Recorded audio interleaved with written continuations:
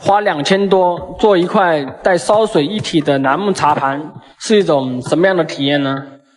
前几天，一位广东深圳的大哥打电话联系到我，他说他看了我前面做茶盘的视频以后，非常认可我的手艺活，他也想定做一款实木茶盘，想把以前用的旧茶盘换掉，预算在2000多吧，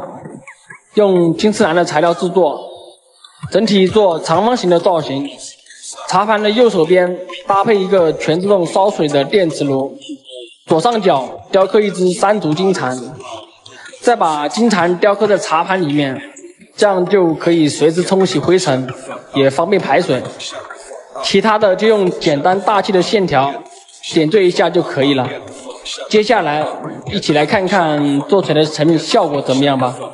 如果你也喜欢根雕类产品，也想根据自己的需求做一块茶盘，就点个关注支持一下手艺人吧。